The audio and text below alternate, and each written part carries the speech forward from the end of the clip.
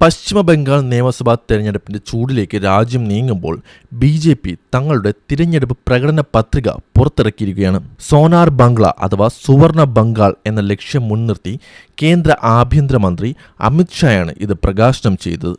പ്രധാനമായും നുഴഞ്ഞുകയറ്റം തടയൽ, ഏകീകൃത സിവിൽ കോഡ്, പൗരത്വ ഭേദഗതി നിയമം എന്നിവയാണ് ഈ പ്രകടന പത്രിക ഊന്നൽ നൽകുന്നത്.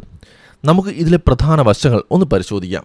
ഈ പ്രകടന പത്രികയിലെ ഏറ്റവും ശ്രദ്ധേയമായ 5 കാര്യങ്ങൾ ഇവയാണ്. പൗരത്വ ഭേദഗതി നിയമം. പ്രകടന പത്രിക പ്രകാരം BJP അധികാരത്തിൽ വന്നാൽ ആദ്യത്തെ മന്ത്രിസഭാ യോഗത്തിൽ തന്നെ CAA നടപ്പിലാക്കാൻ തീരുമാനമെടുക്കും. അഭയാർത്ഥികൾക്ക് പൗരത്വം ഉറപ്പാക്കുക എന്നാണ് ഇതിലൂടെ ലക്ഷ്യമിടുന്നത്. നുഴഞ്ഞുകയറ്റം തടയൽ.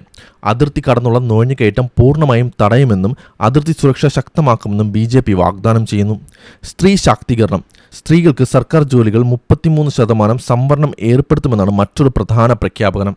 ഏകീകൃത സിവിൽ കോഡ്. സംസ്ഥാനത്ത് ഏകീകൃത സിവിൽ കോഡ് നടപ്പിലാക്കുന്നതിനായി ഒരു കമ്മിറ്റി രൂപീകരിക്കുമെന്ന് BJP പറയുന്നു. കർഷക ക്ഷേമം.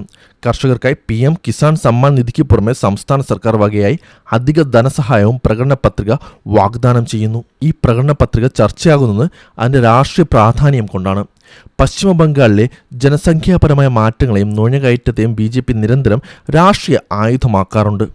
CAA നടപ്പിലാക്കുമെന്ന പ്രഖ്യാപനം മതുവ വിഭാഗം ഉൾപ്പെടെയുള്ള ദളിത് വോട്ടർമാരെ സ്വാധീനിക്കാൻ ലക്ഷ്യമിട്ടുള്ളതാണ്. അതേസമയം ഏകീകൃത സിവിൽ കോഡ് പരീക്ഷിക്കാനുള്ള നീക്കം വലിയ രാഷ്ട്രീയ ചർച്ചകൾക്കും വഴിതെളിച്ചിട്ടുണ്ട്. മമതാ ബാനർജിയുടെ തൃണമൂൽ കോൺഗ്രസ് ഇതിനെ ഒരു വിഭജന അജണ്ടയായിട്ടാണ് കാണുന്നത്. ബംഗാളിൻ്റെ സാംസ്കാരിക സ്വത്വത്തെ തകർക്കാനുള്ള ശ്രമമാണിതെന്ന് TMC ആരോപിക്കുന്നു. വിവാദ വിഷയങ്ങൾക്ക് പുറമെ സാമ്പത്തിക മേഖലയിലും BJP വലിയ വാഗ്ദാനം ചെയ്യുന്നുണ്ട്. മത്സ്യത്തൊഴിലാളികൾക്ക് പ്രതിവർഷം 6000 രൂപ ധനസഹായം. കൊൽക്കത്തയെ ഒരു ആഗോള ധനകാര്യ കേന്ദ്രമാക്കി മാറ്റുക. എല്ലാ പാവപ്പെട്ടവർക്കും വീട് തുടങ്ങിയവ ഇതിൽ ഉൾപ്പെടുന്നു.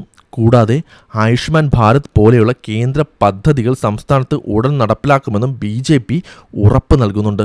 ചുരുക്കത്തിൽ ഹിന്ദുത്വ അജണ്ടയും വികസന രാഷ്ട്രീയവും ഒരുപോലെ ചേർത്ത് വച്ച ഒരു രേഖയാണ് BJPയുടെ ഈ പ്രകടന പത്രിക. ബംഗാളിൽ ഭരണമാറ്റം ലക്ഷ്യമിട്ട് BJP നീങ്ങുമ്പോൾ ഈ വാഗ്ദാനങ്ങൾ വോട്ടർമാരെ എത്രത്തോളം സ്വാധീനിക്കുമെന്ന് കണ്ടറിയണം. മമതാ ബാനർജിയുടെ ബംഗാളിൻ്റെ മകൾ എന്ന പ്രചാരണത്തിന് BJPയുടെ ഈ ദേശീയവാദ മുഖം എത്രത്തോളം വെല്ലുവിളിയാകുമെന്നത് വരും ദിവസങ്ങളിൽ വ്യക്തമാകും.